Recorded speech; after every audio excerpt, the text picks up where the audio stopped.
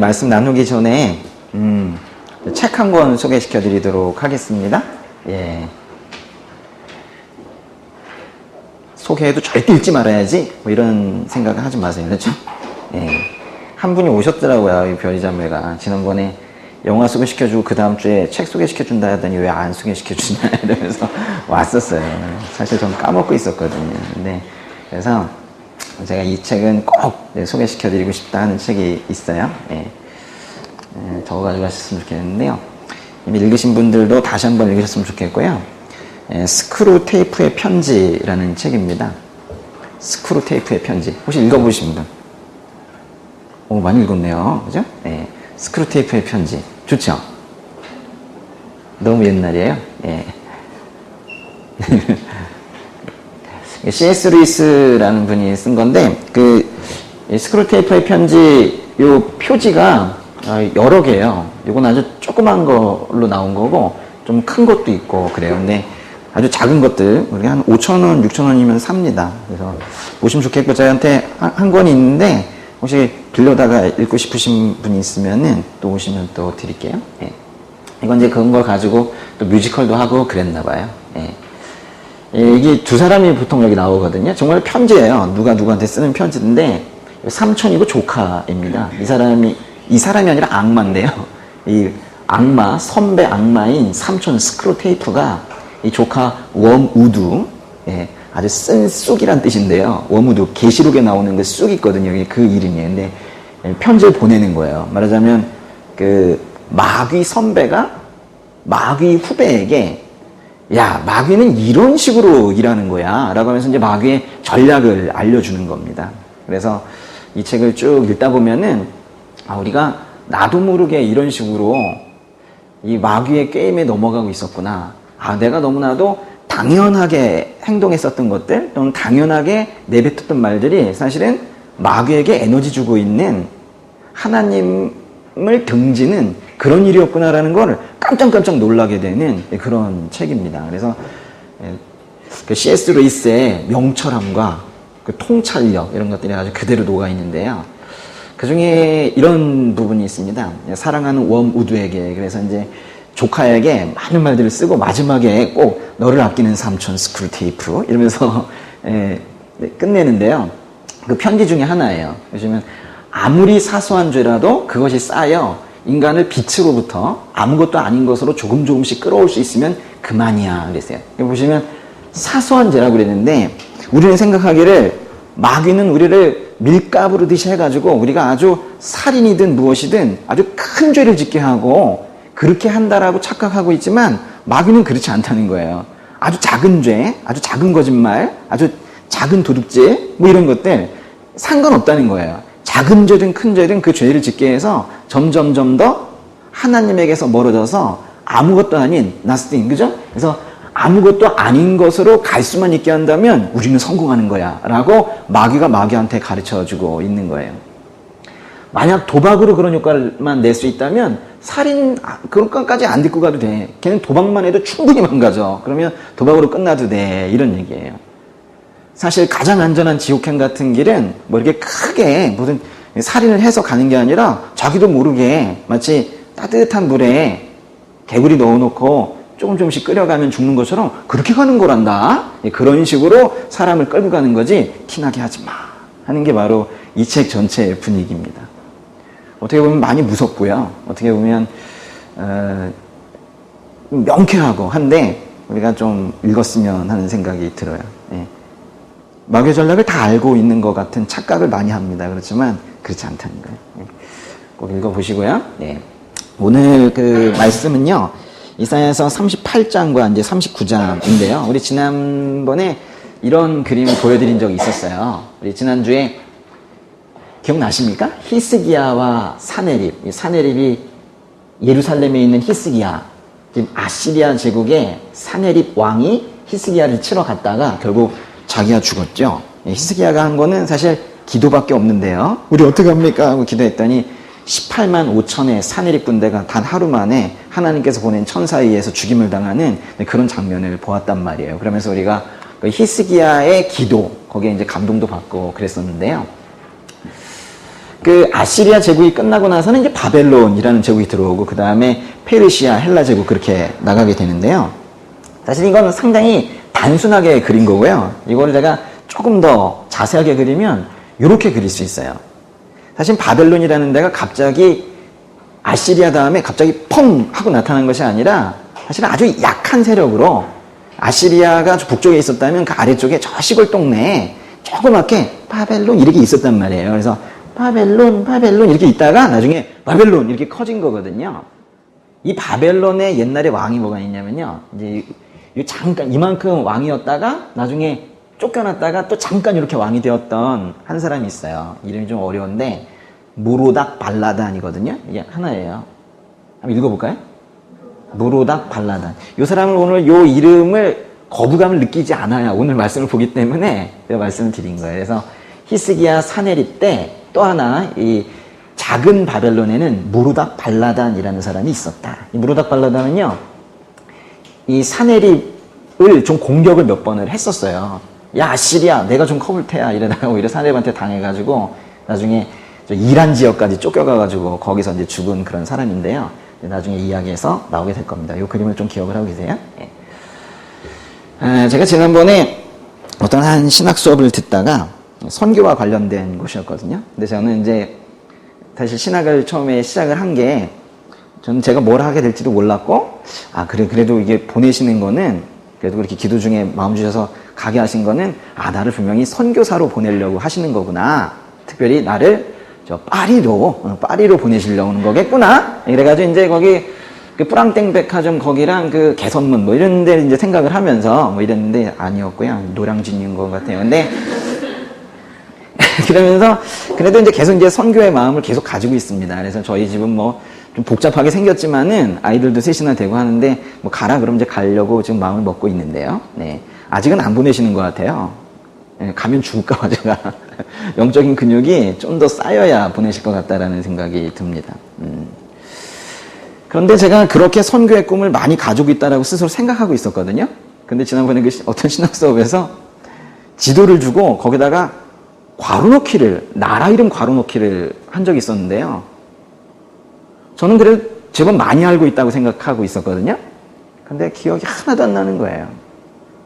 지도를 보면 알겠는데 이름을 싹 지어놓고 나니까 어느 한 나라도 내가 제대로 그 위치조차 모르고 있는 거예요. 그러면서 무슨 열방을 위해서 기도를 한다고 제가 그래서 너무 부끄럽고 그랬던 적이 있었어요. 이런 지도를 받았던 거예요. 그래서 여기가 다 괄호로 되어 있어서 사우디아라비아, 이란, 이라크. 아까 그 무르닥 발라단이 어디 가서 죽었다고요? 제가 아까 이란에 가서 죽었다 그랬는데 그렇겠지. 근데 이게 오히려 그걸 들으면서 이쪽에 있다가 이쪽으로 가서 죽었구나. 이런 게 이제 기억이 나야 되거든요. 근데 우리는 사실 그런 걸 잘 모른다는 거예요. 하나님께서는 대한민국의 노량진에 여기 있는 온진 교회의 요분들만 사랑하시는 건 아니죠. 하나님께서 이 땅에 그 영혼들을 사랑하시는 그 마음을 만약에 공감을 할 수 있다면 우리가 지금 이 정도로 앉아있지 못할 겁니다. 하루에 기도 시간이 너무 부족해서 아마도 잠을 좀 줄여야 되는 그런 상황이 될 텐데 우리는 뭐 밖에서 지금 많은 사람들이 순교로 죽어가고 있어도 전혀 가슴이 아프지 않아요. 지금도 수백 명씩 죽어가고 있는데 눈물이 한 방울도 안 나고 참 신기한 일이죠. 우리가 뭔가 생각을 바꿔야 될 때가 온 것 같습니다. 우리가 이제 교회라는 거의 정체가 뭐냐면요. 교회는 1순위가 선교이거든요. 선교적인 교회 밑, 그 아래에 구원도 있는 것이고 또 다른 것들도 있는 거예요. 왜냐하면 선교가 구원을 위해서 하는 거기 때문에. 그래서 이제 하나님께서 세상에 선교적 교회밖에 없다라고 사실 천명을 하신 건데 우리 그것을 사실 신경 쓰지 않고 있다면 교회의 존립 자체 또 교회의 정체성 자체가 사실은 필요가 없는 거예요. 근데 많은 작은 교회들, 개척교회들이 우리 살기도 바빠 죽겠는데요. 응? 교회 하나 꾸려가기도 바빠 죽겠는데요. 이래가지고 사실은 저 맨 끝으로 보내거나 나중에 하겠습니다라고 하는 게 바로 이 선교 부분이에요. 이 선교에 대해서 우리가 관심을 가지지 않으면 안 된다. 그래서 하나님의 눈물이 어디에 떨어지고 있는지를 우리가 날마다 상고하고 그걸 공감을 할 때 우리가 스스로를 크리스천이다 말할 수가 있는 거예요. 그리고 그 공감이 되어서 하나님의 마음을 느끼게 되면 그 위해서 기도하고 또는 또 섬기러 가기도 하고 또 헌금도 보내고 이러는데 그러는 동안에 하나님께서 내 일을 하고 계신다니까요. 그 비밀을 모르는 거예요. 그 영적인 비밀을 하나님께서 일하시는 방법을 그걸 모르시는 거예요. 하나님께서 여러분의 일을 하시면 여러분보다 훨씬 잘하세요. 근데 이제 여러분이 스스로 나의 힘으로 뭔가 하고 선교는 딴 사람들이 하고 이렇게 뭔가 잘못된 그 가르침들을 여태까지 많이 받아왔었던 것 같아요. 근데 좀 바뀌었으면 좋겠고요. 여기에서 한 이 부분 우리 자주 보고 있는 부분인데 이 부분을 좀 더 좀 자세하게 보면요. 이스라엘이 있고요. 이스라엘이 있고 여기 요르단 있고 여기에 레바논, 시리아 그리고 이라크 있고요. 여기 좀 잘렸는데 여기 이란이 이만큼 있어요. 이란이 엄청 큽니다. 이란이 엄청 크고 이 밑에 있는 건 뭘까요? 요르단 밑에는 여기는 사우디아라비아 있죠. 이 밑에 예멘, 오만 있고 그렇습니다. 이쪽에 이집트가 있고요. 그렇죠. 네, 저 위에 터키가 있고 그렇죠. 네. 이 지도만 보다가도 갑자기 어떤 한 나라에 머물러 가지고 눈을 떼지 못하고 막 눈물이 나는 게 사실 크리스찬이어야 되는데 이 그림도 눈물이 별로 안 나죠? 앞으로 그 눈물을 하나님께서 많이 채워주시기를 바랍니다. 특별히 그 중에서도 이 부분 있죠. 이 부분은 우리가 좀 더 자세하게 좀 보도록 그렇게 하겠습니다. 이 부분이 어디냐면요. 이 위쪽이 갈릴리고요. 이 아래쪽은 사해 염해, 이 밑에는 홍해입니다. 홍해. 여긴 지중해고요. 그러니까 말하자면 그 갈릴리호스와 요 밑에 있는 사해, 다른 말로 염해 부분의 요 남부 지역 있죠. 이 부분을 좀만 더 자세하게 보도록 하겠습니다. 여기인데요. 여기 홍해 끝이 좀 보이네요. 저쪽에 이집트고요. 민수기 21장 4절부터 9절까지 요즘 민수기 요새 묵상하고 계시죠? 21장도 나올 겁니다. 근데 민수기 21장 4절부터 9절까지를 제가 요약을 한번 해드릴게요. 거기 어떤 내용이 나오냐면 호르마라는 곳이 21장에 1절부터 3절까지에 나와요. 이 호르마가 뭐냐면 이 호르마에서 전투를 하게 됩니다. 이집트에서 탈출한 그 이스라엘 백성이 이 위쪽에 있는 이 가나안 지역에 있는 이쪽 지역에 있는 사람들과 큰 싸움을 벌였는데 이스라엘 백성들이 다 죽을 줄 알았거든요.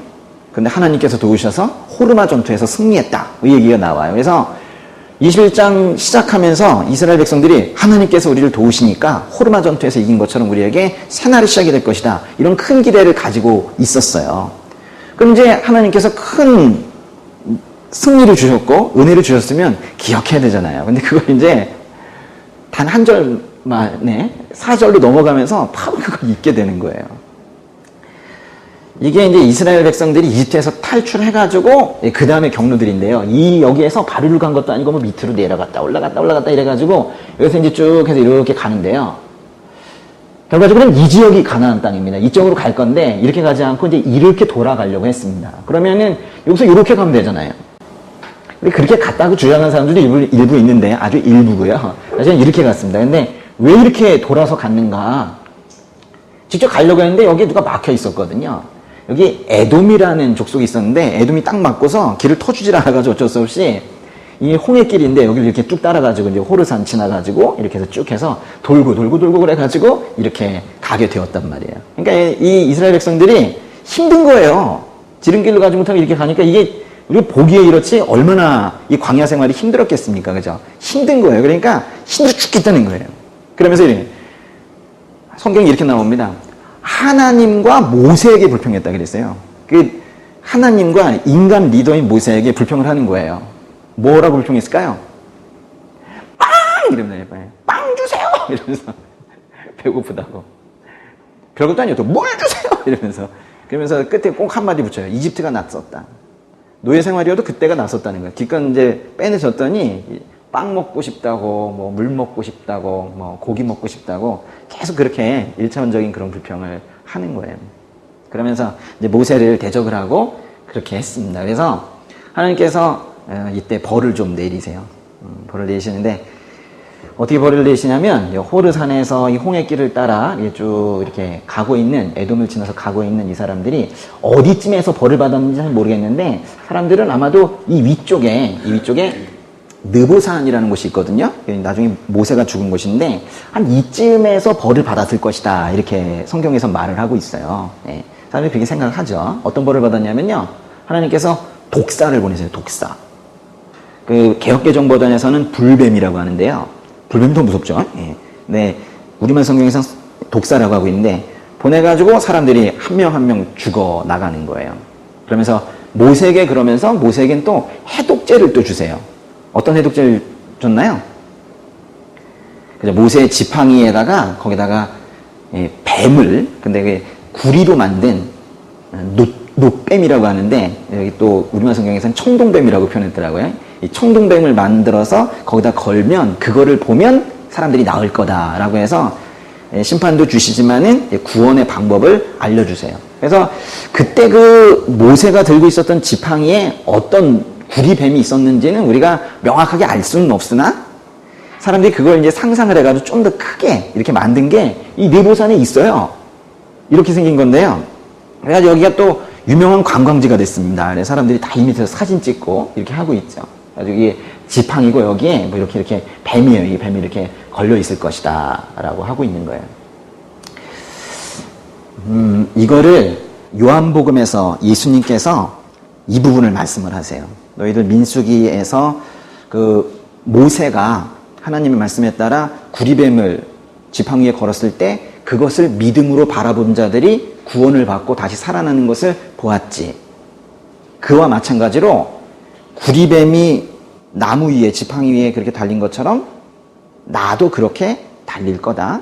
십자가 위에 달릴 거다. 너희들도 나를 바라보아야 구원이 된다. 라고 하면서 그래서 이제 우리가 알게 된 거죠. 그때 그 민수기에서 말씀해 주신 그 구리뱀 얘기가 그냥 얘기가 아니라 예수님을 나중에 그 똑같이 필연적으로 들려 올려줘야 메시아가 되시는 그 메시아의 그 필연적인 그 죽음, 그 부분을 미리 좀 알려주신 거구나 라는 걸 저희가 이제 나중에 알게 된 거죠. 그래서 예수님께서 뭐라고 말씀하셨냐면 여러분 요한복음 3장 14절부터 15절인데 요 다음에 16절이 뭔지 아세요? 그게 크리스찬이냐의 기준이죠. 그걸 외우고 있느냐, 그죠? 네. 그 요한복음 3장 16절, 그 바로 앞에 있는 구절들입니다. 모세가 광야에서 뱀을 들어 올린 것 같이 인자도 들려야 한다. 이 들려야 된다는 건 올려 들려진다라는 거예요. 저게 작게는 십자가에서 죽으시는 것이고, 좀 더 크게 하면 부활하고 승천하시는 것까지 사실 다 포함을 하는 개념인데요. 그것은 그를 믿는 사람마다 영생을 얻게 하려는 것이다. 그래서 근데 그 당시에 사람들도 그걸 알았나 봐요. 이게 예수님께서 말씀하신 거고 예수님께서 오시기 훨씬 전에 그 모세 시대 때에도 저희 구리뱀을 바라봐야지 우리가 사는 거구나. 이래가지고 그 구리뱀을 이렇게 아까 세워놓은 것처럼 느부산에 세워놓은 것처럼 그걸 세워놓고 거기에서 이제 계속 절을 하기 시작을 한 거예요. 맞습니까? 그렇게 하는 게? 그러니까 예수님께서 그 구리뱀이 결국 나를 말한 것이다 라고 이제 말씀을 하셨는데 그건 그거고요. 그 이전에 그 구리뱀의 모형을 두고 그 앞에서 그걸 바라보고 절을 하고 예배를 드리고 하는 거 그건 맞냐고요. 그건 안 맞죠. 그 구리뱀의 기능은요, 역할은 그와 같은 과정으로 메시아가 오실 것이다 라는 걸 말해주는 것으로 할 일을 다 한 것이지 그게 또 무슨 예배의 대상이 되고 이러면 안 되는 거예요. 그런 걸 이제 거기 앞에서 만약에 구리뱀을 실제로 계속 만들어 놓고 거기서 절하고 뭔가 바라고 이루고 있었다면 그걸 이제 우리가 우상숭배라고 하잖아요. 그 우상숭배의 개념은 요즘에 아주 크게 쓰이고 있습니다. 심지어는 나도 우상이 되기도 하고 돈이 우상이 되기도 하고 심지어는 자식 이러면서 아들, 딸이 우상이 되기도 하고 뭐 이렇게 되기도 하지만 오늘 좀 좁혀서 우리 구약성경에서 말하는 실제 우상들 있잖아요. 불상 같은 거 만들어 놓는 것 같은 그런 걸 한번 생각해 보자 이거예요. 이사야서를 쭉 보시면은 2장부터 시작해서 이제 우상 이야기가 계속 나오는데 이사야서에서는요. 우상을 만드는 게 누구냐고 질문을 해요. 이사야의 음성을 통해서. 우상은 누가 만들어요? 사람이 만들죠. 그래서 저 40장 이후에는 우상 얘기가 훨씬 더 많은데 이런 이야기들이 나와요. 너희들 그 우상 만드는 애들 보니까 기술자가 만들던데 우상을 만들려고 이렇게 나무를 뚝뚝 잘라가지고 우상을 만들다가 한 반 정도 나오면 날이 춥다고 장작으로 떼더라. 어떻게 하면 장작이 되고 어떻게 하면은 아세라 목상이 되는 뭐 이런 것 그 정도가 우상 아니냐. 그러면서 이사야에서 이런 말을 하는데요. 40장에서 우상? 그거는 장인들이 부어 만들고 도금장에 그에 금을 입힌 다음 은으로 장식한 물건일 뿐이야. 그게 무슨 능력이 있다고 거기에서 제사를 지내느냐. 또 42장 8절에서는 보세요. 아무리 종교가 또 특별히 그중에서 기독교가 그래도 우린 잘하려고 한다 하더라도 만약에 십자가가 정말로 우상이 되고 또는 또 마리아상이 또 우상이 되고 이러면 안 된다는 걸 지금 말씀하시는 건데 나는 여호와다 그것이 내 이름이다 나는 내가 받을 영광을 다른 얘기 주지 않고 보세요. 내가 받을 찬송을 우상들에게 주지 않겠다. 그러니까 하나님 그 영이신 하나님 말고는 다른 곳에는 절대로 굽히지 말고 절하지 말라. 그게 심지어는 기독교를 상징한다 하더라도 그 말씀을 지금 하고 계시는 거거든요. 우상에 대한 말씀이 제일 많이 나오는 게 이사야 말씀이에요. 예레미야에서도 많이 나오고 이사야에서도 많이 나오고 그래요. 그래서 이런 우상 숭배를 하고 있는 모습을 보면서 남유다의 한 왕이 화가 난 거예요. 응? 하나님만 의지해야지 무슨 우상을 숭배하느냐 이래가지고 히스기야라는 왕이 우리 지난주부터 계속 보고 있는 바로 그 왕입니다. 히스기야라는 왕이 종교 개혁을 추진을 하면서 산당들도 다 없애버렸고 우상 숭배하는 그 제단들 다 없애버렸고 또 하나 우상도 깨트려 버렸는데 그 중에 하나가 이 모세 때부터 계속 내려오던 이 구리뱀 노뱀 있죠. 이거를 어떻게 했대요? 히스기야가 모세가 만든 청동뱀을 산산조각 냈대잖아요. 아마도 이 사건은 제가 하나님 마음에 들어가 보진 않았지만은 하나님께서 보시기에 잘했다. 정말 하나님께서 가장 중요하게 여기시는 그런 이제 믿음의 기준, 그 우상을 숭배하지 않는 것, 그거를 히스기야는 뭔가 깨닫고 있는 것 같다. 물론 인간이어서 부족한 부분이 있고 실수 조금씩 하지만 가장 중요한 그 부분, 하나님의 중심, 그게 무엇인지를 좀 파악하고 있는 것 같다. 뭐 이런 인정을 하나님께서 하셨을 거라고 저는 생각을 해요. 우상 숭배를 하지 않는 것, 제사 도구를 내다버리는 것, 이런 모세의 뱀, 아무리 치유효과가 있다 한다 하더라도 그 앞에서 하나님 아닌 것에 절하고 있는 것, 이런 것들을 깨뜨리는 것, 이것은 하나님의 마음에 가장 흡족한 제사가 될 거라는 거예요. 바로 그 히스기야입니다. 히스기야. 우리 지난주에 그 기도를 해서 그 사내레벨 군대 18만 5천 명이 하룻밤에 죽게 만든 그 히스기야예요. 오늘 그 히스기야 얘기를 계속 할 건데요. 우린 결코 이제 우상숭배를 해서는 안 됩니다. 히스기야가 깨뜨린 것처럼 다 깨뜨려야 되는데 우리가 여기서 뭘 할 수가 있냐면 진짜 종교와 아닌 가짜 종교, 말하자면 신앙과 아닌 것들, 신앙과 신앙 아닌 것들, 말하자면 종교라는 어떤 형식으로 남아있는 것들과 진짜 하나님이신 영을 믿는 거의 차이를 알 수가 있는 거예요. 우상하면 종교들이 보통 우상이 있는 거잖아요. 우리 가장 많이 보는 거는 이런 것들 아닙니까? 절에 있는 불상? 능력이 있습니까? 그러니까 뭐냐면 이게 있어도요, 잘 만들었군 이러면서 이제 조형적인 미를 관찰했다. 그럼 별 문제는 없어요. 근데 사람들이 이 앞에 가서 절을 한단 말이에요. 그러면서 뭐래요? 능력이 있다고 믿고 자기의 소원을 빌고 뭔가 저 앞에서는 뭔가 옷도 좀 이게 잘 차려입어야 될 것 같고 이런 마음을 가졌다. 그건 이제 우상숭배가 되는 거예요.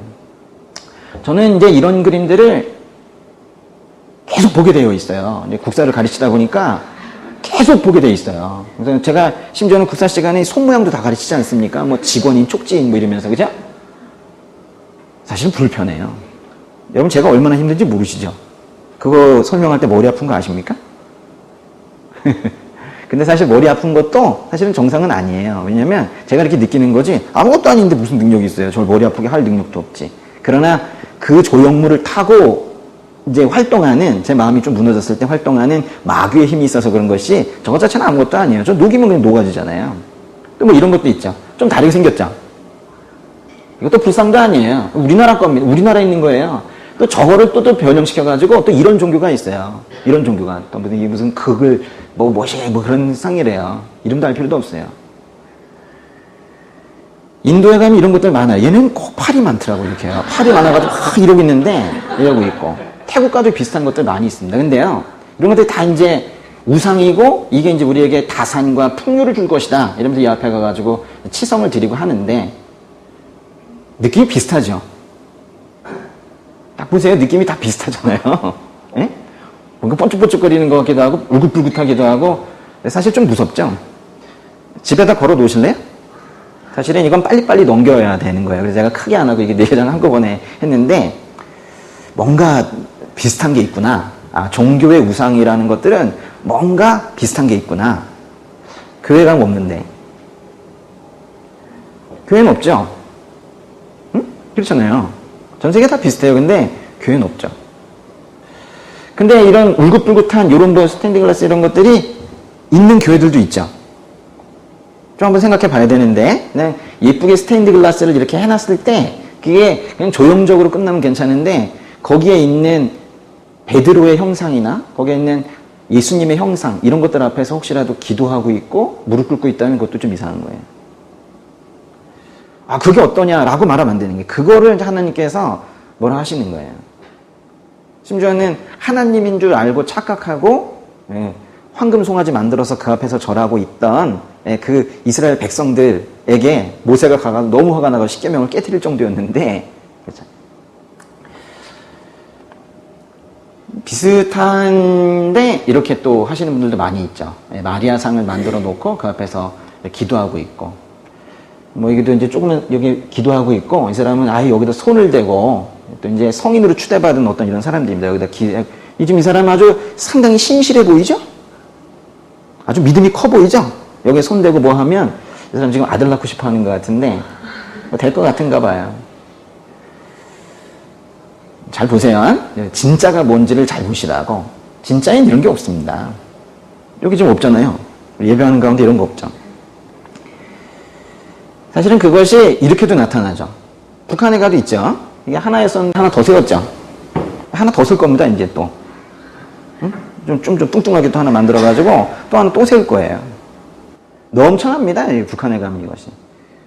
이 북한의 이 김일성이 만든 사상을 이제 북한식 사회주의를 주체 사상이라고 하는데 이제 그걸 따르는 걸 주사파라고 하는 것이고, 근데 그 주사파, 이 북한식 사회주의를 따르는 거, 이 책에 녹아나서 이들을 숭배하는 이거는요, 이건 사상으로 분류하지 않고 전체 그 학문적 체계에서 종교로 분류하거든요.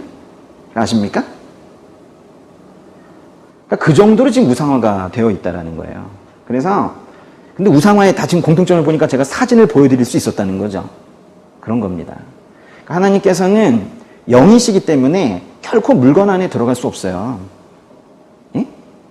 근데 우리는 자주 그런 많은 착각을 하고 그런 물건들이 어떤 절대적인 힘을 가지고 있다고 해서 그거 상당히 귀히 여기고 이렇게 하는 거예요. 십자가 걸고 다니는 거 조심하셔야 됩니다.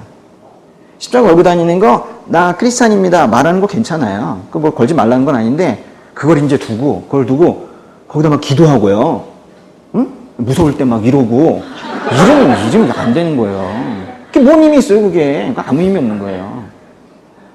뭔가 우리가 하나님한테 가는 듯 하다가 끝에서 살짝 비껴가는 거 있죠. 이런 실수들을 교회 내에서도 꽤 하고 있는데 절대 그러면 안 된다는 거예요. 우리는 물건을 통해서 하나님을 만나는 게 아니라 성령을 통해서, 기도를 통해서 하나님을 만나게 되는 거거든요. 우리는 하나님을 직접 만날 수 있단 말이에요. 조형물을 통해서 만나는 게 아니라고요.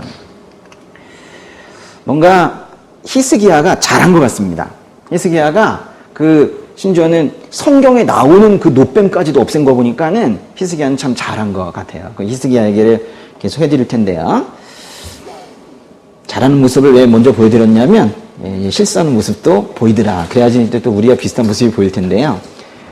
성경을 좀 펴보세요.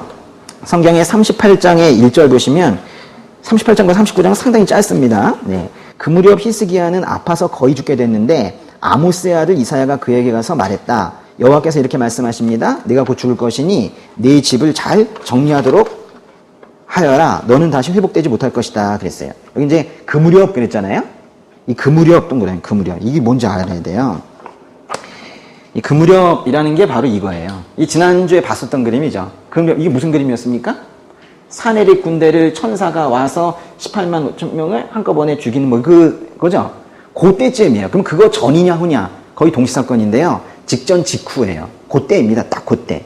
그러니까 말하자면 우리 지난주에 있었던 그 사건과 같은 시기의 사건을 좀 다른 차원에서 또 한번 보자는 거예요. 히스기야가 아파서 거의 죽게 됐대요. 히스기야가 아파서 죽게 되었다. 우리 지난주에 했었던 36장, 37장은 예루살렘 성읍이 망할 것 같은, 말하자면 어떤 국가적인 위기를 다루었다면, 지금은 우리가 흔히 개인적으로 받을 수 있는 고난, 그 중에 하나 질병 이야기인데요. 예.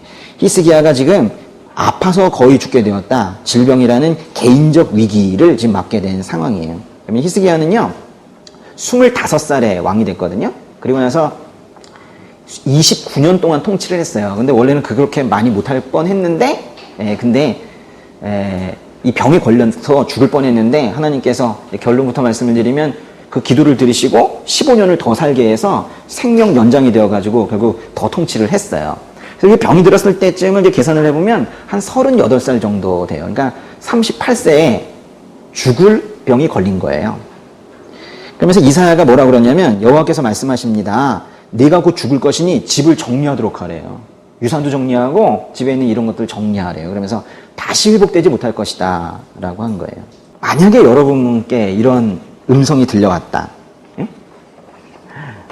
아직 좀 더 할 일이 남아있는 것 같은데 죽을 거다. 확실하게 말하는데 정말 죽을 거다. 다시는 회복되지 못한다. 절대 안 된다. 이렇게 왔어요. 그러면 이제 우리는 어떻게 해야 됩니까? 아, 죽는구나. 이래서 이제 받아들일 수도 있는데 죽지 않게 해주세요 라고 기도할 수도 있겠죠.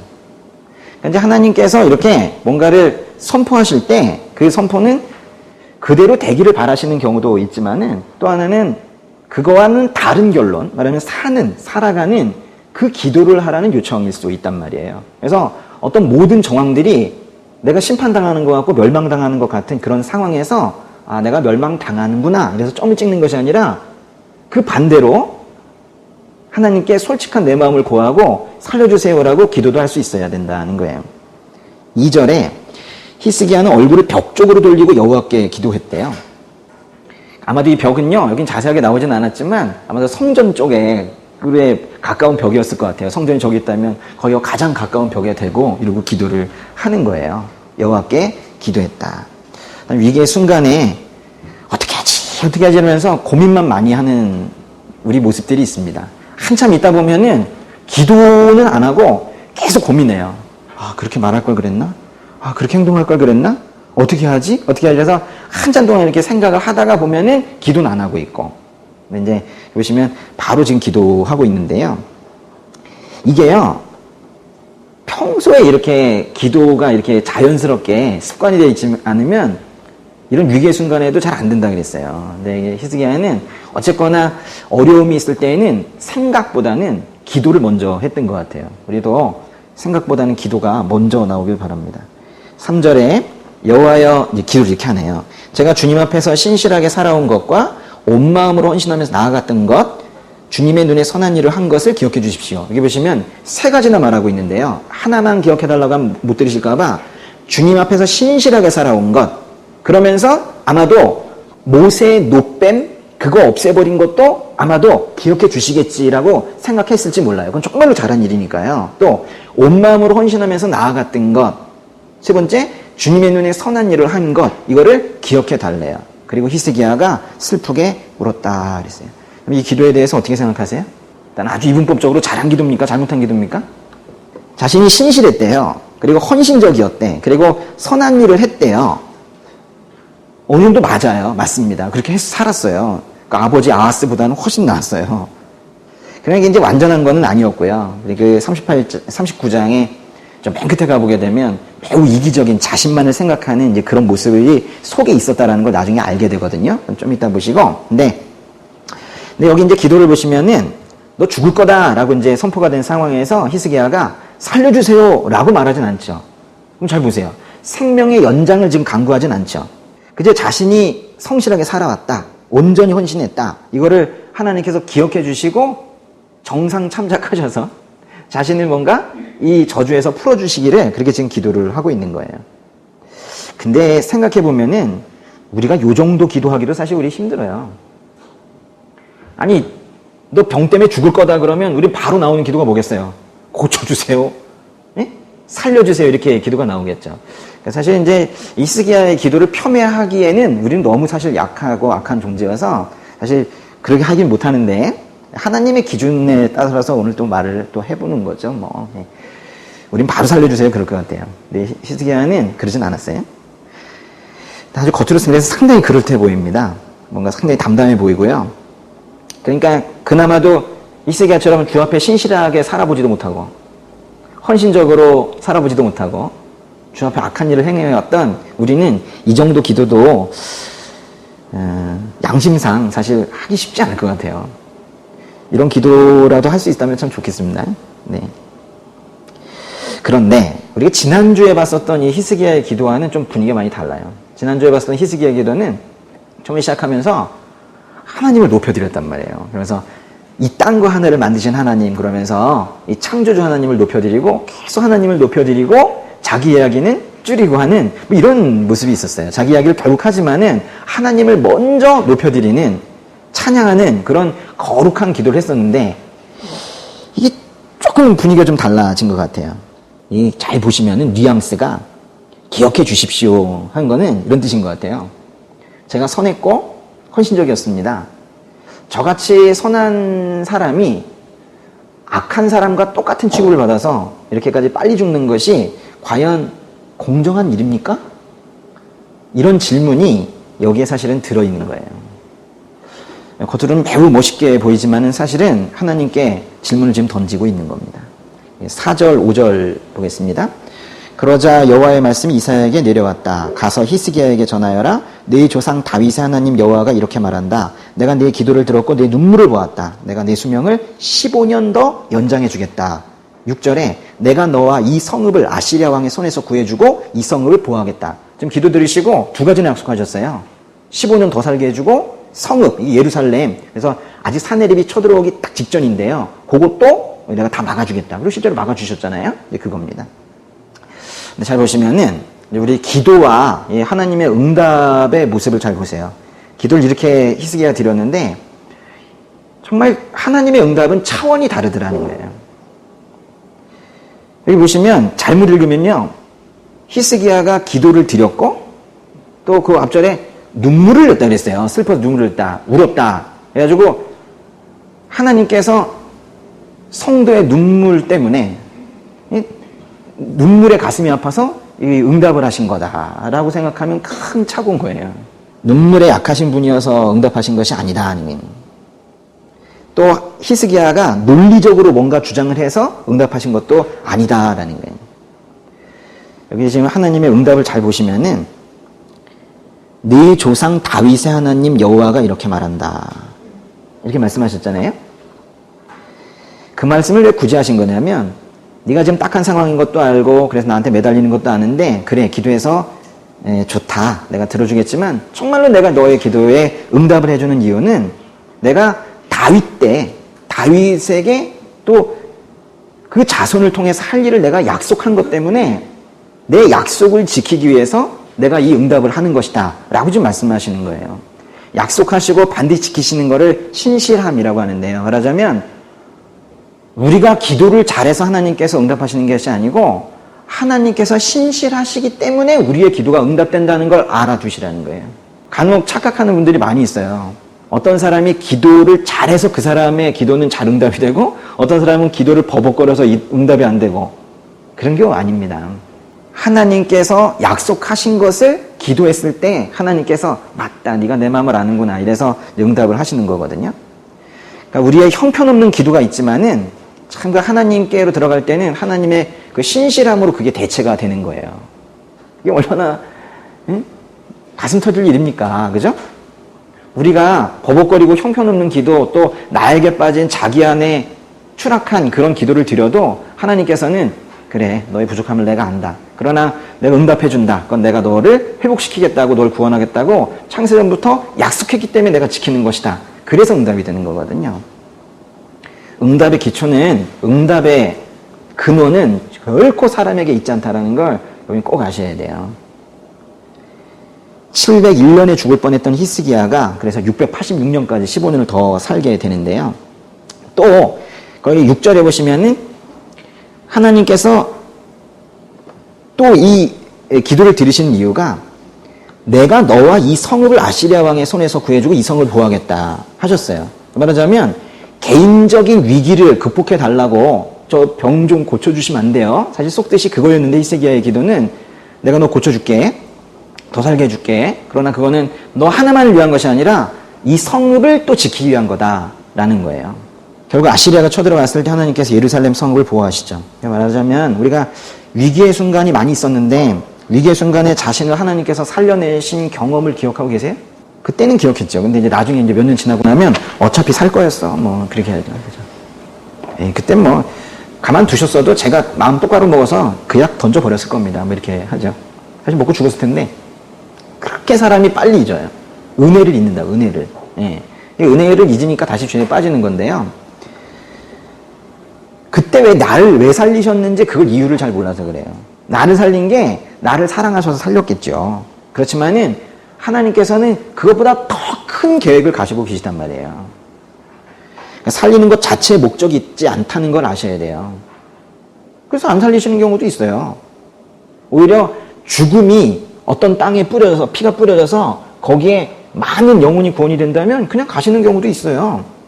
그런데 왜 나를 이 형편없는 나를 차라리 그 선교사님을 살리시지 왜 하필 나를 살리셨을까? 더 큰 걸 보신다는 거예요. 하나님께서는. 그러니까 우리는 기도도 형편없고 조그만 기도를 하는데 하나님께서는 응답도 하나님의 신실함에 기초해서 이제 응답하시고 더 큰 거를 응답을 하신다는 거예요. 그러니까 감사합니다 살려주셔서 이러고 다시 하나님을 떠나게 된다면 이건 하나님의 계획을 너무 모르는 거예요. 만약에 죽으려고 마음먹고 있었던 이명호를 살리셨다면은 그건 이명호 살리기가 목적이 아니었다는 거죠. 뭐 있을까요? 목적이 아니었다는 말은 조금 수정할 필요는 있을 것 같네요. 목적이었겠죠. 그렇지만 더 큰 목적이 있다는 거죠. 그렇죠? 살리시고 그 다음 단계가 있다라는 거예요. 또 뭐 그 다음 단계가 뭘까요? 내가 너 살린 것처럼 살아날 사람이 많다는 것도 알고 있어야 된다라는 거겠죠. 그걸 아는 사람은 이제 말씀을 전하고요. 그걸 아는 사람은 전도도 하고 그러는 거예요. 근데 나중에는 깨달아요. 아, 이게 그때 살리시더니 결국 날 이걸 시키셨구나. 그래서 이제 이렇게 하다 보면 그게 결국 또 자기를 살린다는 걸 알아요. 전도를 하고 돌아가는 길. 전도를 해서 한 영혼을 이제 영접 기도를 하고 교회에 가겠다고 하고 요한복음을 소개시켜주고 그리고 이제 집에 가는 길에는 막 팔짝팔짝 뛰죠. 그죠? 그렇지 않습니까? 막 야호 이러면서 집에 가잖아요. 그러면서 이제 영이 막 살아나기 때문에 몸도 살아나는 건데 그 비밀을 아는 거예요. 그래서 하나님께서는 더 큰 걸 보신다는 거예요. 아, 시키셨구나. 나 이게 살리시더니 시키셨구나. 그래가지고 사역에 빠져가지고 그게 지쳐가지고 아유, 그게 주일 학교 교사 힘들어 죽겠네. 뭐 이래서. 그게 결국 자신을 살려내려는 것인데, 그거를 이제 사람들이 또 모른다는 거예요. 그래서 한번 살려내셨지만, 끝까지 계속 기쁨 속에서 살아갈 수 있도록 하나님께서 계속 인도를 해 나가시는 거예요. 근데 여기서 이제 보시면은, 하나님께서 처음에, 이런 의문을 한번 가져올 필요성도 있어요. 처음엔 하나님께서 반드시 죽는다 그랬거든요. 죽을 수도 있다. 뭐 이러지 않고요. 반드시 죽는다 그랬어요. 근데 사실 기도하고 나서 하나님께서 15년을 더 연장시켜 주셨잖아요. 어떻게 하나님께서 한번 선포하신 거, 이것도 아주 명확하게 선포하신 거를, 그거를 하나님께서도 마음을 바꾸시나? 하나님도 계획을 바꾸시는가? 바꾸셨잖아요. 그렇죠? 하나님도 이렇게 마음을 바꾸시는 분입니까? 이게 만약에 이제 좋은 쪽으로 바뀌지 않고 나쁜 쪽으로 바뀌게 되면 골치 아플 텐데, 하나님께서도 마음을 바꾸시는 분이신가? 하나님의 성품을 이해하는데 우리가 매우 중요한 거예요. 우리는 하나님을 절대적으로 인정해야 되고, 하나님께서 혹여 약속을 철석같이 하신 것을 변경하신다 하더라도 그것이 하나님께서 직접 하신 것이라면 일단 인정해야 되고요. 그러니까 하나님의 절대적인 주권, 그거를 우리가 일단 인정을 할 필요성이 있어요. 그러니까 이건 사실 논란의 여지도 없는 겁니다. 하나님께서 하셨다면. 그런데 하나님께서 실제로 이렇게 마음을 바꾸시는 부분들이 성경에 몇 번 있어요. 근데 그게 다 보면 구원을 하기 위한, 그러니까 사람을 구해내기 위한 그 구원의 계획은 한 번도 바꾸신 적이 없어요. 그런데 그렇게 변경을 해서 아주 그냥 선포를 크게 해놓은 어떤 공지사항을 바꿔가지고 그것이 그 사람이나 그 민족에게 또 내 백성에게 더 큰 복이 된다면 그땐 바꾸시더라고요. 그러니까 하나님께서는 어떻게 마음을 바꾸십니까? 이런 약간 비꼬는 투의 신학자들이 있다 하더라도 그게 나올 거 모르겠습니까? 다 아신다 하더라도 더 큰 복이 될 것 같다면 그거 감수하고 바꾸신다는 거예요. 그러니까 사람의 삶은요 숙명적이지 않아요. 운명적이지 않아요. 무당들이 얘기하는 것처럼 40살에 이렇게 될 거고 50살에 이렇게 될 거고 60살에 이렇게 될 거다. 그게 없다는 거예요. 그러니까 우리 특별히 장로교에서 많이 말하는 예정론이라는 것을 잘못 이해하시는 분들이 그거를 숙명론으로 어차피 다 결정돼 있어. 어차피 내가 대충 살아도 결국 뭐 구하시려면 구하실 거고 내가 어차피 멸망할 인생이면 안 구하실 거야. 이런 걸 숙명론이라고 하거든요. 내 인생은 어차피 결정돼 있어. 뭐 내가 노력한 거예요. 똑같이 노력 안 해도 끌고 가시겠지 뭐. 계시다면 이러면서. 그런 숙명론과 운명론은 결코 기독교에 들어와서는 안 되는 것들이에요. 우리는 다양한 삶을 살아갑니다. 그러나 결코 하나님께 끝까지 매달리는 자는 결국 구원에 이르는 것이고 그렇지 못하면 멸망에 이를 수도 있는데요. 하나님께서는 여러 길을 통해서 우리가 잘못 길을 내디디면 거기서부터 또 다시 시작하셔가지고 또 이쪽으로 이래가지고 또 제대로 된 길로 가시고 그리고 또 뒤돌아서면 이게 뒤 돌려서라도 이게 또 가게 하시고 우리의 많은 선택사항 중에 실수가 많은데 그 실수한 선택들을 이렇게 돌리셔서라도 결과적으로 우리를 어떻게든 구원해 내려고 그렇게 하신단 말이에요. 근데 끝까지 마귀의 손을 잡고 놓지 않는 자는 거기에서 떨어져 나갈 수도 있다라는 게 성경이 한 얘기예요. 그러니까 우리는 숙명이 아닙니다. 우리의 인생은 결정되어 있지 않아요. 그럼 우리는 뭘 믿고 가는 거냐? 우리는 숙명이나 운명을 믿고 가는 것이 아니라 하나님의 섭리를 믿고 사는 사람들인 거예요.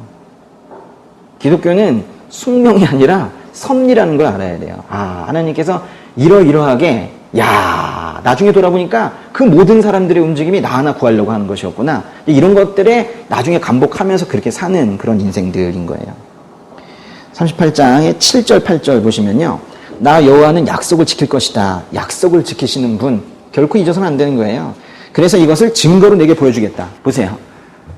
약속 지키겠다 그러면 이제 사람들이 믿어야 되는데 하나님께서는 그 약속이 바로 이루어지는 게 아니라 며칠 후 또는 몇 달, 몇 년 후에 이루어질 거면 사람들이 또 인내하지 못할까 봐 우리에게 이 천박한 인내심을 어찌 아시고 나중에 이루어질 거 지금 내가 증거로 하나 보여줄게.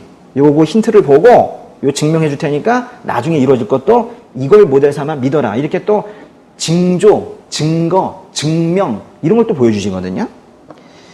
그러면서 8절에 뭐라 그러셨냐면 이 8절 같이 읽어볼게요. 내가 아하스의 해시계에서 해 그림자를 10도 물러가게 하겠다. 그러자 해 그림자가 10도 물러가게 됐다. 그 히스기야의 아버지 이름이 아하스거든요. 아하스는요. 내가 너 구해줄게. 걱정하지 마. 저 위에서 두 오랑캐 쳐내려와도 내가 구해줄게. 뭐 이러면서 오히려 징조를 구하라. 응? 네가 보고 싶은 그 기적적인 현상들 내가 한번 보여줄게. 그랬더니 그것도 안 하겠다고 그랬거든요. 근데 히스기야에게는 하나님께서 지금 직접 징조를 주신다고 지금 하시는 거예요. 히스기야에게는 징조를 주시기가 쉬웠었나 봐요. 왜냐면 이전에 아버지 아하스는 이미 아시리아랑 밀약을 맺어가지고 그 아시리아라는 강대국에 기대가지고 자신이 한번 살아보려고 그렇게 이미 자신의 구원의 근거, 자신을 돕는 자를 아시리아로 딱 규정해버렸기 때문에 거기다가 내가 하나님이야. 내가 너 도와줄게. 징조를 구해봐. 라고 했을 땐 그걸 받아들이기가 쉽지 않았었거든요. 근데 이제 히스기야는 그런 게 없었어요. 예전에 살짝 시험에 들어가지고 이집트라는 강대국이 한번 기대볼까라는 게 있었지만은 그래도 다시 또 마음 먹고 그래도 나의 구원자는 하나님이다 이렇게 생각하고 있었기 때문에 그렇게 약간 열려있는 그런 마음 속에다가 하나님께서 징조를 이렇게 부어주실 수 있었던 거거든요. 그러니까 우리가요, 열려 있어야지 보여요. 다른 거에 우리 구원의 근거를 두고 이 구원의 확신의 기초를 다른 데 두고 저 사람이 나를 도울 거야, 저 돈이 도울 거야, 저 권력이 나를 도울 거야 이렇게 거기 뭔가 하나를 꽉 잡고 있는 이런 사람은 그 징조가 나타나기가 쉽지가 않아요. 이게 훅 열어놓은 사람에게 하나님께 사인들을 자꾸 주신단 말이에요. 내 인생에 왜 하나님의 사인이 없는가? 뭔가 되돌아봐야 되는 거예요. 사인을 계속 주시거든요. 하루에도 수십 개, 수백 개도 주실 수가 있는데 우리가 마음이 닫혀 있어서 그거를 지금 받아들이지 못하고 있는 거예요. 근데 여긴 지금 아주 독특한 그런 지금 사인을 줬어요. 어떤 사인이래요? 시계. 근데 특별히 이게 이제 시간을 때문에 만든 건 아닌 것 같고요. 사실 이게 뭐 점치려고 만든 것 같긴 한데 이쪽에서 이런 겁니다. 보세요. 이게 그때 상황인 38장 8절의 그림이 이건데요. 히스기야가 지금 아파가지고 누워있고 이게 막 이사야인 것 같아요. 이사야가 얘기하는 거예요. 하나님께서 너 구하신대. 너 15년 동안 안 죽을 테니까 걱정하지 말고 살아. 오래 살렸지만 내년 죽는 거 아니야. 이렇게 사지 말어. 저기 봐봐. 여기 지금 이렇게 뭐가 있고 그 그림자 지는 건데요. 요 해식의 요 그림자를 뒤쪽으로 10도 돌려주겠다라고 약속을 한 거예요. 근데 딱 보니까 돌아간 거예요. 그 성경에 보면은 요거는 유다 딱 여기에서만 나타나는 현상이라고 되어 있어요. 그러니까 뭐 이 전체 그 천체를 움직이시고 뭐 그렇게 한 건 아니고요. 딱 여기에서 히스기야가 좀 믿을 수 있는 정도 수준으로 우리의 사인들이 다 내가 믿을 수 있는 정도 수준으로 오거든요. 근데 그렇게 이제 보여주신 거예요. 네. 어떻게 하신 걸까요? 해를 뒤로 돌리진 않으셨을 것 같아요. 그러면 딴 데도 다 들어갔겠죠. 근데 이제 뭐 하셨겠죠. 성경에 안 나와서 저는 잘 모르겠어요. 빛을 구별시키셨는지 또는 저기에 있는 어떤 현상만 그렇게 하셨는지 모르겠지만 이 초자연적인 이런 현상을 보여주신 거예요. 그러니까 평소에 보지 못하던 걸 보게 되니 히스기야도 이제 믿을 수밖에 없었던 겁니다. 그래서 결국 일어나게 되는데요. 9절 보세요. 38장 9절.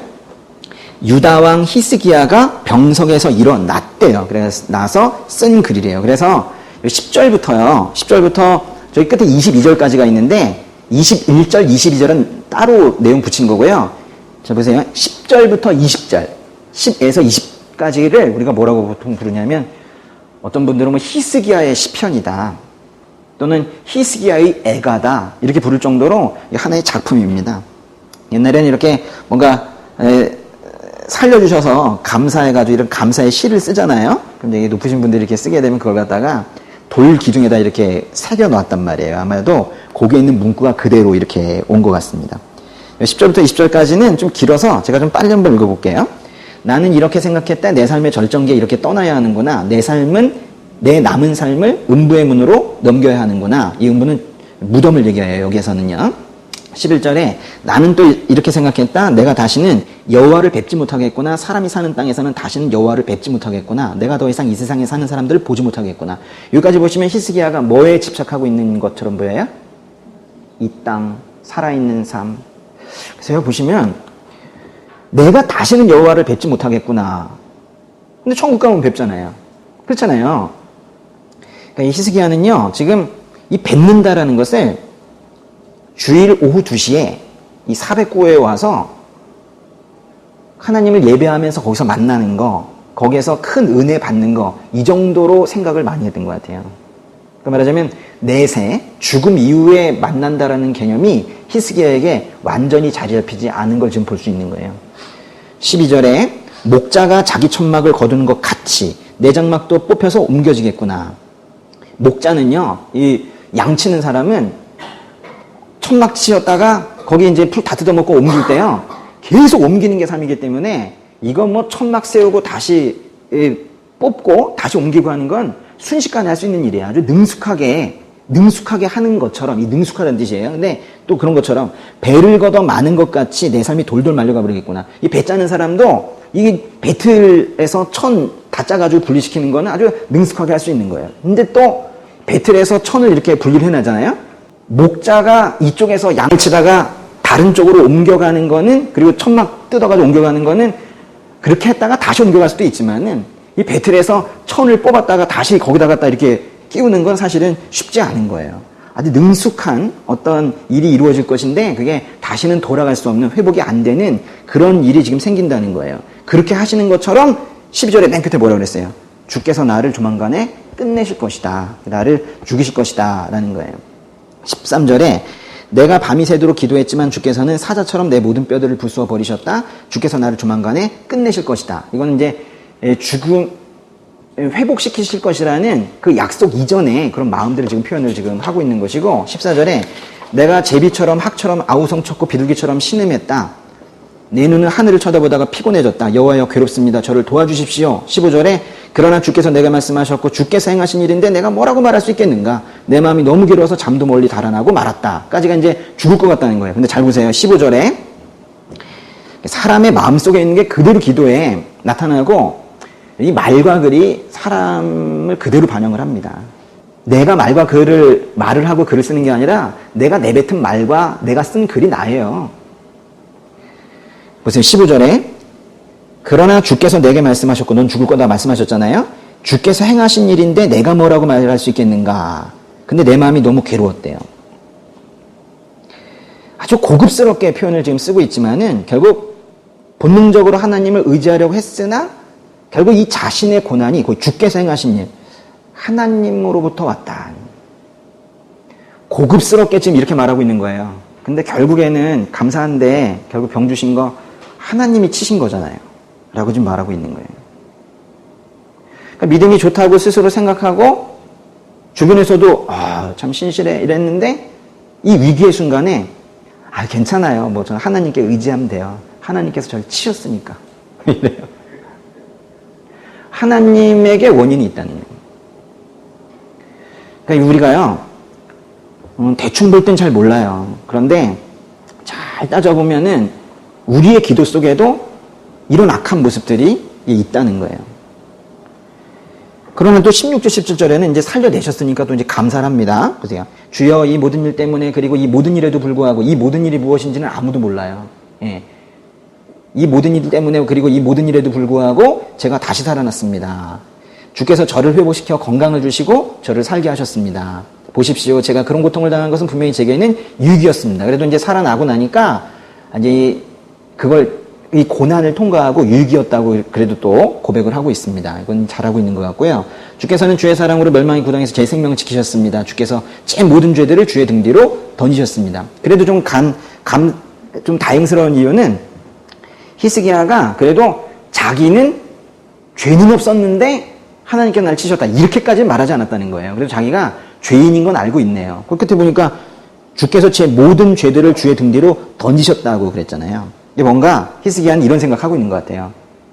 내가 아파진 거 하나님께서 아프게 하신 건데 사실은 나의 죄 때문인 것 같다. 라고 생각한 거예요. 히스기야의 생각, 말하자면 나의 죄가 나의 질병을 불러일으켰다. 맞는 생각입니까? 그리고 이제 종종 아플 때 이런 일을 당할 만큼 무슨 잘못을 내가 저질렀는가 뭐 이런 생각도 하고 스스로 그걸 내뱉기도 하고 심지어는 어줍지 않게 다른 사람을 위로한답시고 가가지고 회개하시면서 왜 이 상황이 됐는지 한번 보세요 자매님 이러고 이제 나간단 말이에요. 하나님께서 뜻하신 바가 있으셔서 이렇게 죽을 병을 주신 것 같아요 형제님. 이런 어처구니 없는 실수들을 그래서 계속 이렇게 하게 된단 말이에요. 그러면 죄 때문에 질병이 생깁니까? 또 아니라고 말하기도 뭐한 게 죄를 지어가지고 문둥병에 걸린 성경에 나오는 게하시라는 사람이 있어요. 또 왕 중에도 우시아라는 왕이 또 그렇게 문둥병에 걸렸는데 다 죄 때문이었거든요. 그러니까 또 그런 또 성경의 인물의 몇 명을 보니까 또 그게 또 맞는 것도 같아요. 그런데 욥을 보세요. 죄와 전혀 상관없이 질병이 걸렸거든요. 요한복음 9장에서 예수님께 사람들이 이렇게 질문합니다. 저 안 못 보는 사람은 왜 저렇게 된 겁니까? 부모의 죄입니까? 저 사람의 죄입니까? 예수님께서 뭐라고 대답하셨어요? 하나님의 영광을 내보이기 위해서, 드러내기 위해서 날 때부터 저렇게 소경으로 태어났다 이렇게 말씀하셨잖아요. 말하자면요, 함부로 질병의 원인을 죄다 이런 식으로 자기를 정죄하거나 다른 사람을 정죄하거나 이래서는 안 되는 거예요. 그게 원인인 경우도 있지만 아닌 경우들도 너무 많고, 그러니까 말하자면 질병의 원인을 고찰하는 것은 매우 복잡한 일이다. 질병뿐만이 아니라 사실 고난의 문제가 그런 겁니다. 함부로 자신의 고난에 대해서 또 다른 사람의 고난에 대해서 너는 이러 했기 때문에 너 기도했어? 말씀 읽었어? 그래 이렇게 된 거 아니야? 이렇게 정죄하면 안 된다는 거예요. 질병을 포함한 모든 고난의 문제는 그 원인이 규명하기 어려울 만큼 매우 복잡해요. 사실은 그거는 어찌 보면 신적인 영역에 있어서 우리가 감히 도전할 수 없는 정도 수준이기도 합니다. 그러니까는 신학자들 100명이 모여서 연구를 해도 아마 다 각자 다를 거예요. 30명 따로, 30명 따로, 40명 따로 다 여러 의견이 나올 정도로 그 고난의 원인을 달리 말할 텐데 그거를 스스로 규명해가지고 내가 그때 그걸 잘못해가지고 이런 고난을 받았지. 뭐 이러면서 스스로도 이제 정죄하는 아주 합리적인 근거를 대고 하는 이런 것도 옳지 않다는 거예요. 그럼 이제 고난의 원인은 어떻게 해야 되느냐? 묻어두셔야 되는 거예요. 그러니까 이것에 대해서 좀 더 명확하게 메시지를 주시려고 많은 설교자들이 이것이 원인이다. 이게 질병의 원인이다. 이렇게 말하는데 전혀 옳지가 않고 성경적이지도 않습니다. 사실 그거는 우리가 알 수 없는 부분이에요. 고난의 문제 함부로 얘기해서는 안 된다는 거예요. 그러면 우리 아픈 거나 또 어떤 재정적인 고난들 또 이제 관계가 다 깨어지고 하는 이런 것들 그러면 또 원인 규명은 해야지 우리가 회복되지 않습니까? 이러면서 이제 원인 규명을 또 해나간다고 하면서 결국 다른 사람 정죄하고 손가락질하고 그렇게 하게 되는데요. 남 탓하고 이렇게 되는데 우리가 맞닥뜨리게 된 이 고난은요.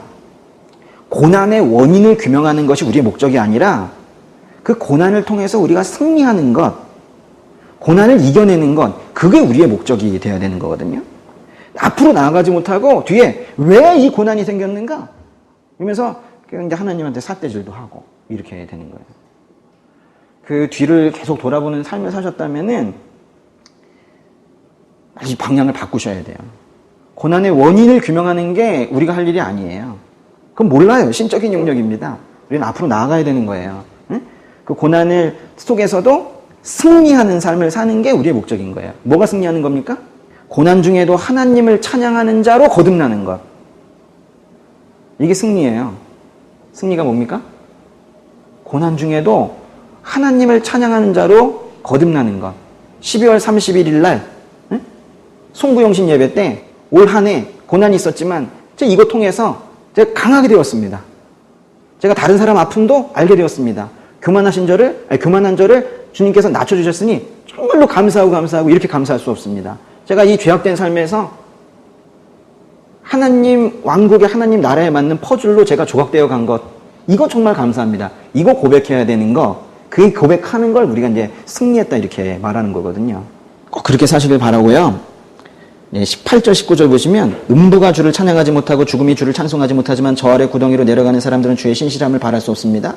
오로지 살아있는 사람들이 오늘 제가 찬양하듯 주를 찬양할 수 있습니다. 아버지가 자식들에게 주의 신실하심을 말하고 있습니다. 여호와께서 저를 구원하시니 우리는 한평생 여호와의 성전에서 현악기를 타면서 노래하겠습니다. 쭉 보시면요. 계속 지금 더 살고 싶어 해요. 그런데 죽음 이후에는 아무것도 없는 것처럼 지금 말하고 있거든요. 그래서 여러분 오늘 중요한 거 하나 배우고 가셔야 되는데 뭐냐면요.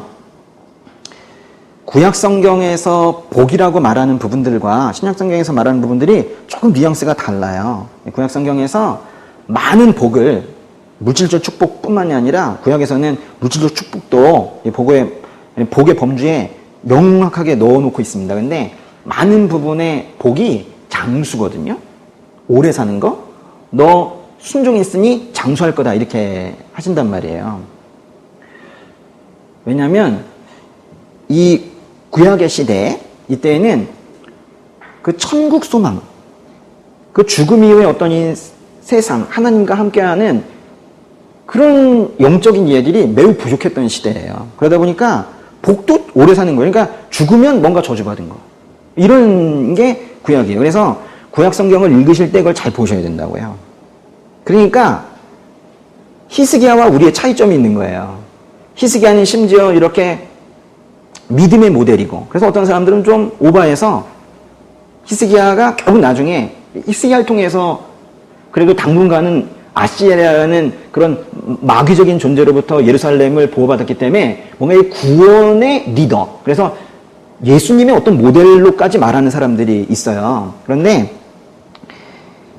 그럼에도 불구하고 히스기야는 결코 몰랐던 게, 우리는 알고 히스기야가 오히려 모른 게 바로 예수님을 통한 구원의 방식이 확실히 무엇인지를 잘 모른 거예요. 히스기야만 모른 게 아니라 당시에 잘 모른 거예요. 아무리 하나님께서 음성을 들려주셔도 어렴풋하게만 알고 있는 거예요. 아예 몰랐다기보다는 너무 어렴풋한 거예요. 근데 우리는 지금 명확하잖아요.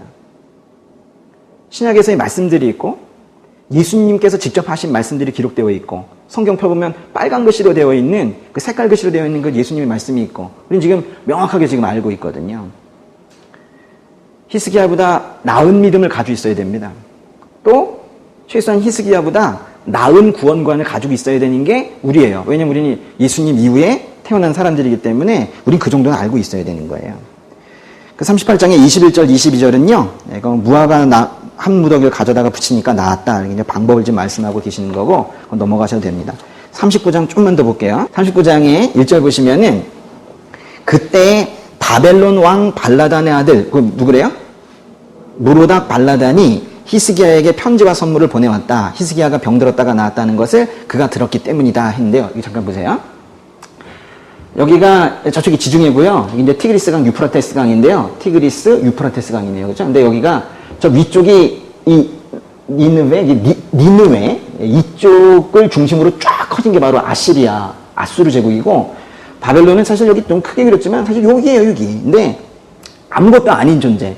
히스기야 때는요. 그러니까 이사야 때는 아시리아가 이렇게 큰 제국이었고 아시리아가 여기까지 다 차지하고 있었으니까요. 그리고 이제 바벨론은 여기에 있는 시골 동네 정도 되었었고 여기에서 그 무로닥 발라단이 잠시 아시리아 한번 쳐보겠다고 하다가 결국 나중에 쫓겨가기도 하고 하는 그 정도 수준이었던 그런 동네입니다. 그런데 그렇다 하더라도 바벨론 쪽은요 좀 풍요로움이 있었고 잘 살았고요. 그러다 보니까 이쪽이 이거랑 비교해보세요. 여기에 예루살렘에 여기 조그만 동네 여기에 있는 히스기야 입장에서는 이 바벨론은 자기보다는 그래도 커 보일 수가 있는 겁니다. 근데 보세요. 거기에서 편지와 선물을 보내왔대요. 그러니까 여러분이 딱 보기에 여러분보다 조금 사회적 지위도 높은 것 같아. 돈도 많은 것 같아. 뭔가 나 이끌어줄 수 있을 것 같아. 취업도 시켜줄 수 있을 것 같아. 뭐 이런 사람이 만약에 나한테 왔다. 뭐 이런 느낌이에요. 그랬더니 여기 이제 히스기야의 약한 모습들이 보이는데요.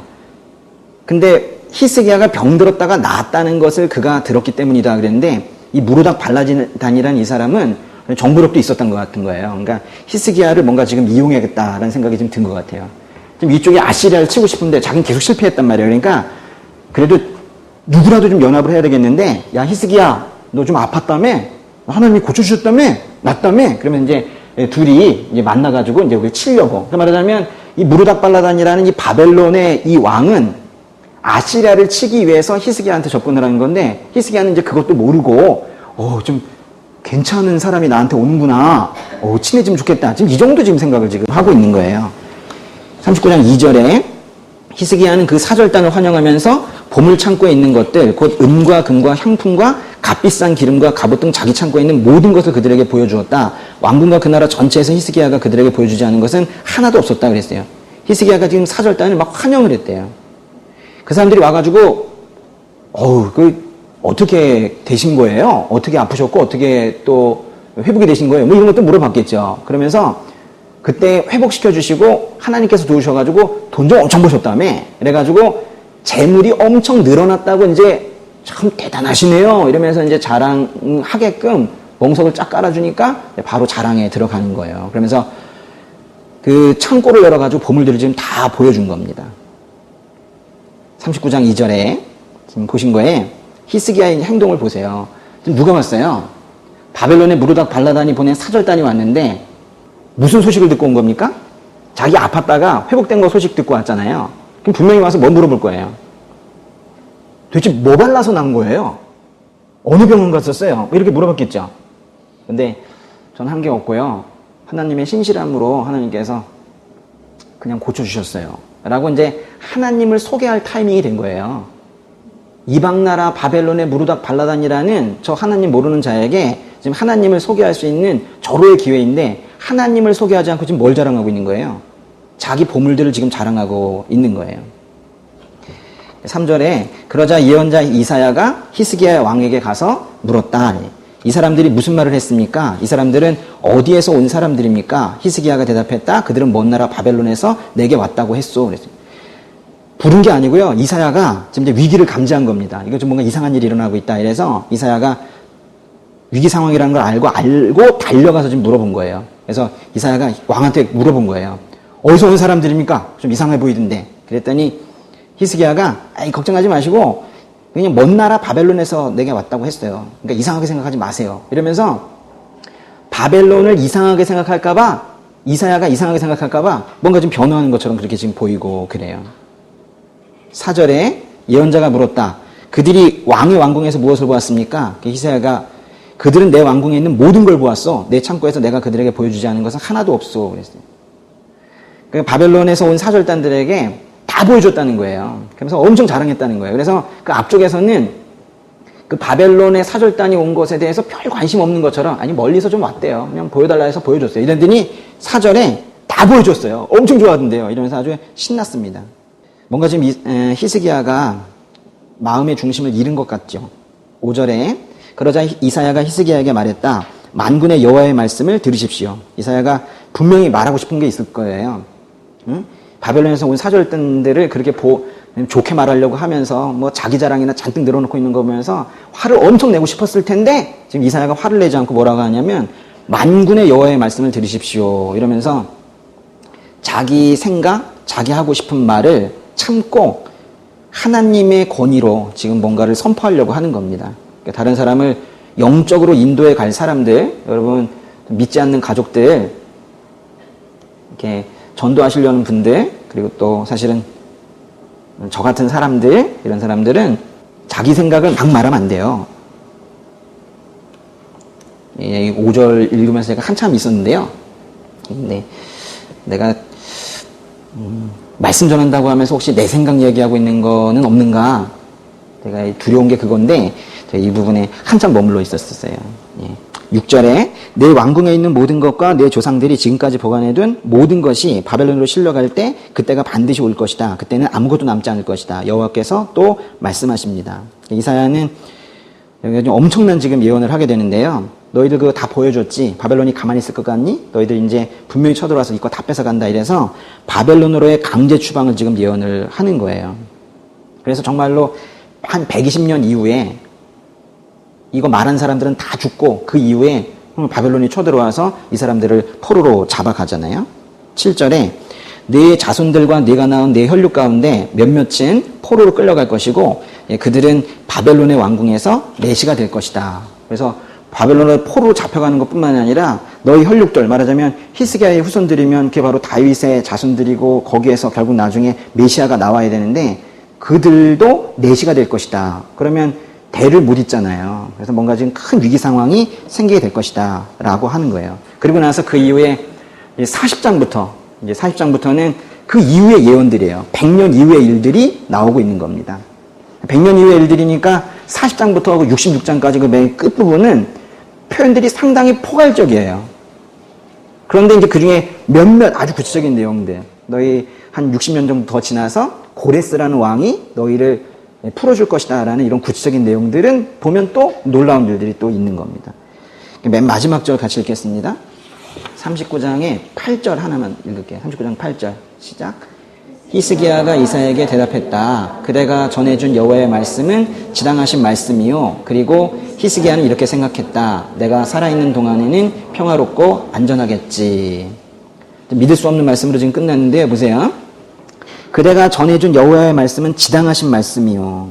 이건 마치 하나님의 그 심판에 대한 겸허한 태도처럼 보여요. 그러니까 이 민족이 아시리아에게서는 망하지 않겠지만 나중에 바벨론에 의해서 망하게 될 것이다 라는 거예요. 나중에 이 지역을 바벨론이 다 이렇게 차지하거든요. 그래서 정말 이렇게 된 큰 차지하는 것이고 나중에 히스기야도 다 죽고 나중에 여기 있는 예루살렘의 백성들이 쭉 해서 끌려간다는 건데 이게 자기 당대에는 이루어지지 않는다는 거예요. 그리고 그때 뭐라 그랬냐면 내가 살아있는 동안에는 평화롭고 안전하겠지. 뭐 이런 사람이 다 있습니까? 예? 아니 어떻게 이렇게 말할 수가 있는 거예요? 아주 무책임하고 자기만 생각하는 아니 여태까지 지금 히스기야는 제가 칭찬도 하고 좀 이러면서 좀 띄워보려고 이랬는데 마지막을 보시는 거예요. 그러니까 결국 나중에 자기 중심이 싹 드러나 버린 거예요. 민족을 사랑하는 줄 알았더니 아니더라는 거예요. 국가를 사랑하는 사람인 줄 알았더니 아니더라는 거예요. 자기 때 고난이 없으면 된다는 거예요. 엄청 실망을 한 거죠. 저도 실망하고 성경을 읽는 분들은 다 실망할 수밖에 없는 그런 거예요. 그리고 나서 100년이 훅 지나가가지고 40장 넘어가 버리거든요. 이걸 끝으로. 그러니까 36장, 31장에 나라가 멸망한다, 뭐 이게 전쟁이 온다 그럴 때 뭐 매달려가지고 하나님께서 구해주셨는데, 이 자기 일에 또 있어서 막 질병 생기고 뭐 이렇게 하고 막 했을 때 자기 기도하다가 자기께 다 드러났는데 보니까는 형편없었어요. 아직 같은 시기에 사람이 완전히 다른 양면을 지금 지난주와 이번주에 지금 보게 되는 거예요. 이게 우리 아니냐는 거예요. 겉으로 드러나는 게 무엇인지가 중요한 게 아닌 거죠. 이 속에 이 진짜 중심이 무엇인가는 결국 하나님 앞에서는 다 드러나게 되어 있는 겁니다. 그러니까 이사야는 지금 이 말씀들을 통해서 1장부터 39장까지 여기 아주 큰 하나의 단락을 오늘 마치는 건데요. 여기까지 뭘 말씀드리고 싶은 거냐면 사람에게 희망이 없다는 거예요. 응?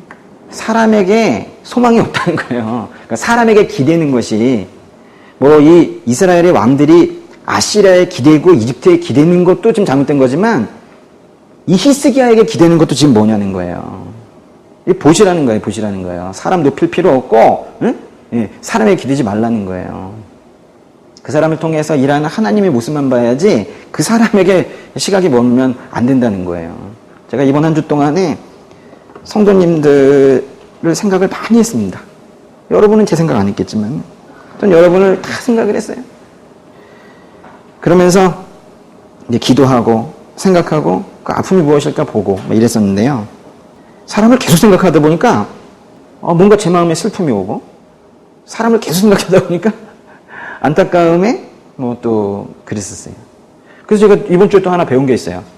성도님들에게 관심을 가져야 되는구나. 근데 그것이 하루 종일 성도님들을 생각하는 거는 또 아닌 거구나. 이게 다른 거구나. 관심을 가지는 것과 내가 구원을 위해서 기도하는 건 좀 다른 문제구나. 이게 뭔 뜻이냐면요. 제가 여러분을 생각할 때 잘못하면 그 사람 어떤 사람이지? 그 사람 뭐 하지? 요즘 열심히 하나? 이런 거 생각한단 말이에요. 그리고 나중에 그걸 가지고 기도의 제목을 가려고 하는데 순서가 틀렸다는 거예요.